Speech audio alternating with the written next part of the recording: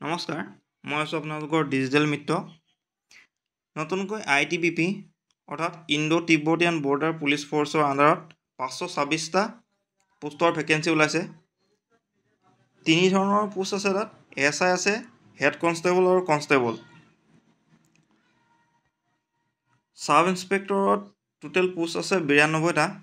3টা টেলিকমিউনিকেশ্যনৰ হয়। তাৰে ছাব ইন্সপেক্টৰৰ কাৰণে এজ হ'ব লাগিব 20 to 25 আৰু জেনেৰেলৰ কাৰণে ST, SC আৰু OBC তেওঁলোকৰ যিটো ৰিজাৰ্ভেশ্যন পলিচি আছে চবতে এপ্লিকেবল হ'ব। এডুকেশ্যন কোৱালিফিকেশ্যন তেওঁলোকে 4 ধৰণৰ দিছে।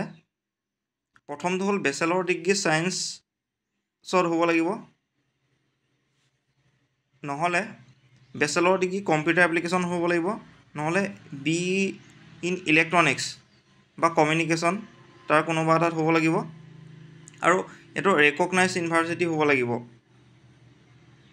3 নম্বৰটো হ'ল 4 নম্বৰটো হ'ল associate member of institution of electronics. Actually এইটো কি ডিগ্ৰী হয় ময়ো ইমান নাজানো, যদি কোনোবা আছে আপোনালোকে কমেণ্ট কৰি জনাব এইটো কি ডিগ্ৰী হয়।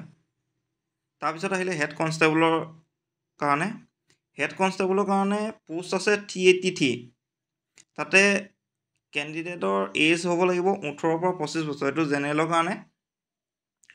10+2 যদি ছায়েন্সৰ হয় তেওঁলোকৰ PCM মানে ফিজিক্স, কেমেষ্ট্ৰি, মেথছৰ এগ্ৰিগেট যিটো পাৰ্চেণ্টেজ 45% হ'ব লাগিব।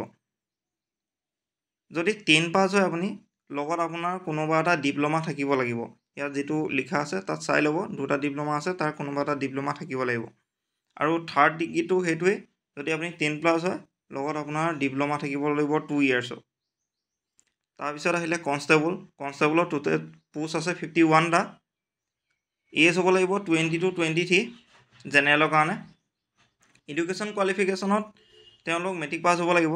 যদি আপোনাৰ কিবা ডিপ্ল'মা থাকে মানে ITI পাছ যদি হয় বা তেনেকুৱা কিবা এক্সট্ৰা ডিপ্ল'মা থাকে তেওঁলোকক বেছি ডিজায়াবল বুলি ধৰা হ'ব।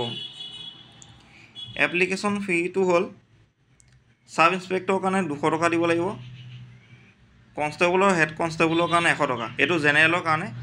ST, SC আৰু ফিমেল আৰু এক্স ছাৰ্ভিচমেন যদি হয় তেওঁলোকৰ পে'মেণ্টটো মাফ কৰি দিয়া হৈছে। বাকীখিনিয়ে ছাব ইন্সপেক্টৰৰ কাৰণে 200 টকা আৰু কনষ্টেবলৰ কাৰণে 100 টকা দিব লাগিব। অলৰেডি ষ্টাৰ্ট হৈ গৈছে অনলাইন নৱেম্বৰৰ 15 পৰা, আৰু 14 ডিচেম্বৰত লাষ্ট ডেট হ'ব। ইয়াৰ যিটো এপ্লাই লিংকটো মই ভিডিঅ' ডেছক্ৰিপশ্যনত দি দিম, বা অফিচিয়েল ৱেবছাইটটো মই দি দিম লগত। এইখন হৈছে ন'টিফিকেশ্যনখন। এই ন'টিফিকেশ্যনৰ লিংকটো মই তলত দি দিম। আপোনালোকে যদি চাব বিচাৰে টোটেল কিমান পোষ্ট আছে, ক'ত কি আছে, গোটেই ডিটেইলছ ইয়াতো আছে, আপোনালোকে পঢ়ি চাব পাৰে। আৰু যদি ইয়াৰ এপ্লাই কৰা ভিডিঅ' লাগে তেতিয়া আপোনালোকে জনাব, মই সেইটো আপোনালোকক দি দিম। আৰু চেনেলটো পাৰিলে আপোনালোকে ছাবস্ক্ৰাইব কৰি দিব। ধন্যবাদ।